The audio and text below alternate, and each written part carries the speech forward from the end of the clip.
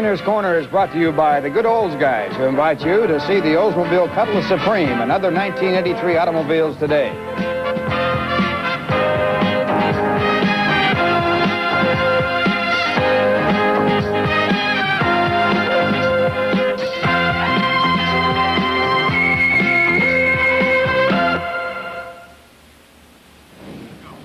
Well, hi, everybody. I'm Ralph Kiner, and we have as our special guest Tom Seaver. And it was a fitting day for two great pitchers, and Tom Seaver, of course, started the ball game for the Mets. And, Tom, I think one of the greatest things that I saw was the ovation you came in from the bullpen to start that ball game. Well, Ralph, that's a question that's been asking me a lot, obviously, since I was traded back here.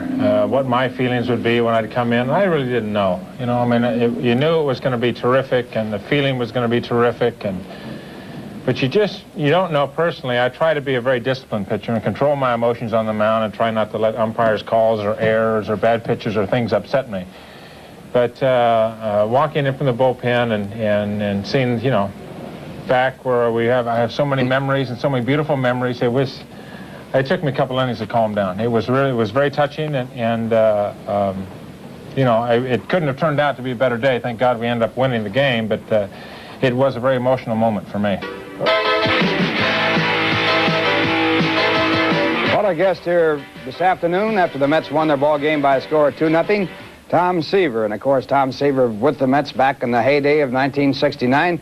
He was, he was a star pitcher in the 1967 All-Star game held in Los Angeles.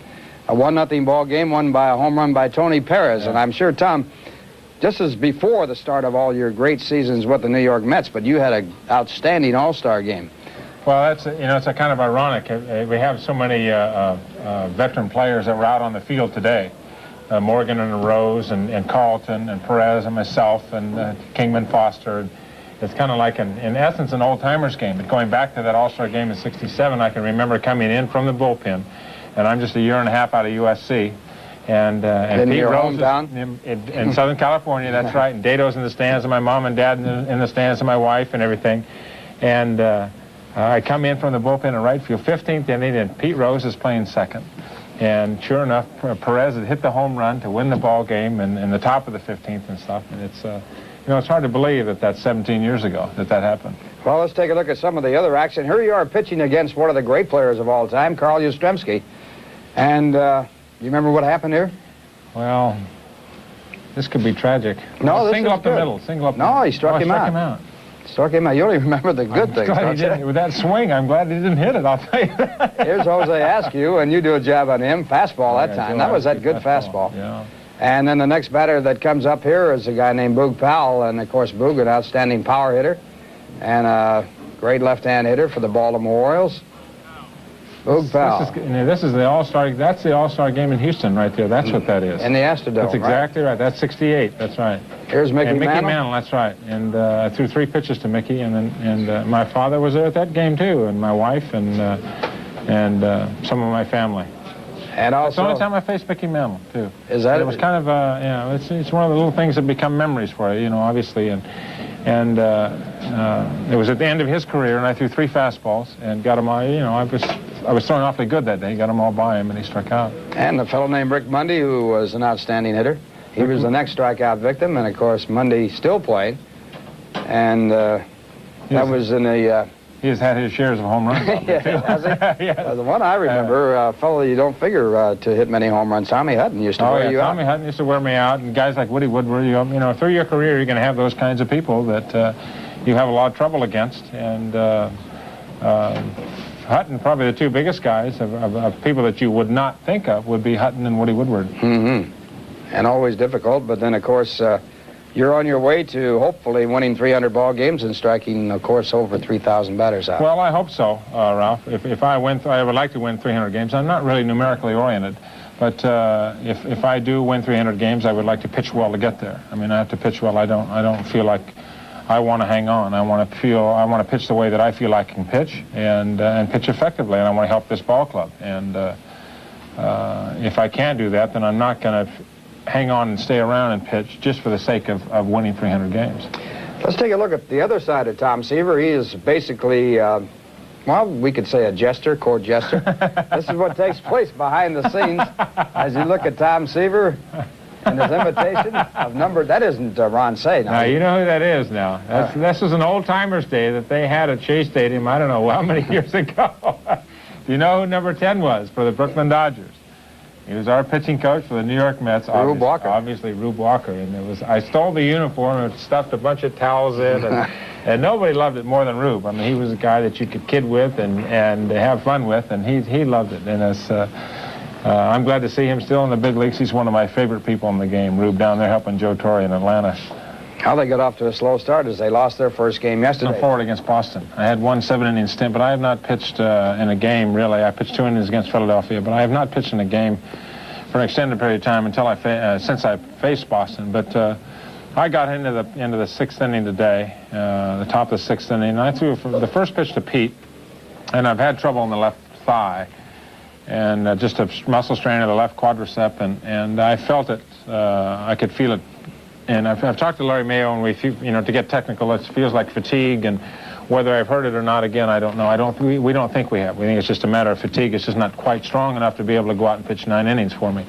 And we went and took some ice and did some things like that. But I felt it against Pete and felt it on the pitches against Joe, but nothing, there was no sharp pain in there, which is good. And I went and I told George after, or I think it was probably right before I threw to Pete, I told him that I was having trouble with my leg. And he got the bullpen ready. He said, just let me know whenever you feel it, let me know, and I'll, get the bullpen going. And I came in, I said, I feel it, George. I know if I go out there the next inning, then I'm really going to pop it. And if I'm leading off the inning in 6 innings, I don't feel like, opening day, you don't feel like you're going to pitch much more than 7 anyway. 7's a good fatigue point really on opening day. And the sun just came out. And so, it was a perfect place to go ahead and pinch hit for me and try to get a run off Steve. He pitched super today, and it looked like he got a little bit tired. And in the one inning, we got a couple runs off him. And any time that you're going to beat a pitcher like that, you're going to have to hold the opposition down to virtually nothing and hope you can scratch a couple runs. It was a team effort today from everybody, from Mike Howard to the bullpen to Hubie Brooks to Kingman and Foster. It's a kind of win that is rewarding in the sense that everybody contributes, and it's a very refreshing, and it's great to get off to a great start. Let's take a look at the first batter against Tom Seaver as he makes his comeback with the New York Mets. The batter, of course, Pete Rose, and right here you do something that doesn't happen to Rose too often. Well, you're not going to strike Pete out too often. And that ball was supposed to break to the left there and end up going to the right. It's called a backup slider. That's right. And if you're going to throw a backup slider, you might as well throw it down and get it down in the strike zone. As I said before, the first 2 innings were fairly emotional, and I wasn't going to throw any off-speed pitches at all. I didn't feel like I could control them, and I said, if they're going to hit anything, just let them hit the hard stuff. And I threw all fastballs and sliders in the first couple innings until I felt like emotionally I got my feet on the ground. And I tell you, it's funny now, I struck out Pete Rose twice today. And the last game that I pitched for the Mets here in Shea Stadium was against Cincinnati. And I struck out Pete Rose 3 times in that game. So it's another ironic factor of the game today. Remember that. Yeah, just have to remember, because you don't strike him out very often. No, you right. surely don't. The National League ties a major league record. We have with us right now Doug Sisk, who was a winning pitcher in the ball game. And Doug, you're first. Yep. And a little bit of a struggle there, wasn't it, at the end there? Yeah, a little bit. I just wanted to get him out in order, but it didn't work out that way. Well, you got the first man out and then walked the tough man Joe Morgan, and that put a runner on first, and then Gary Matthews with a single. Mike Schmidt was probably the key to the inning when he got him on one pitch to fly to center. Yeah, I didn't want to give him a good pitch he could drive. I wanted to keep it down low and maybe get a ground ball because he's not, real fast. Gonna double play, but he popped it up. Did you were you surprised that you'd be in the ball game in the 9th inning? In a way, yeah. But happy now, huh? Huh? Pretty happy about that now. Oh, yeah. Geez, yeah. Let's take a look at the final out of the ball game. It'll be Tony Perez, and of course Tony in the game had 2 hits and 3 times up, and had grounded into a double play against Doug earlier in the game. It was a big play after a walk to Mike Schmidt and ended the 7th inning. And then in the 8th inning, he gave up a base hit, a bloop hit to right field, and got out of that jam. In the 9th inning, a walk to Morgan, and then Matthews with a single, runners at first and second.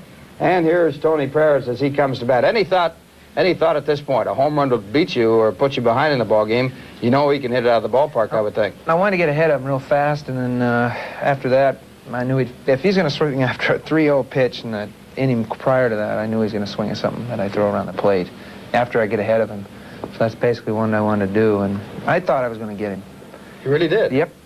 That's a way to go at it. Yeah, that's the only one I thought I was going to get, but I thought I was going to get him, and after I get this couple strikes on him, I knew I was going to get him. Well, let's take a look at the final pitch of the ball game. Here's Doug Sisk as he picks up his first major league win, the ball in the dirt, and a breaking ball at that. That was a bad slider is what it was. Well, it's a good place to throw it. Well, the only thing good about it was off speed, and it wasn't. I did want to throw it low, you know, maybe in the dirt, but not that bad. But like I said, I knew he'd be aggressive after that pitch, and he was. He went after it. No doubt about it, and congratulations on picking up the victory and a great job in relief of Tom Seaver. Thank you. Doug Sisk, another game. KINER'S Korner has been brought to you by the good Olds guys who invite you to see the new Oldsmobiles. They're right for now and right through 1990. 0 for 4 has also struck out twice. Soto now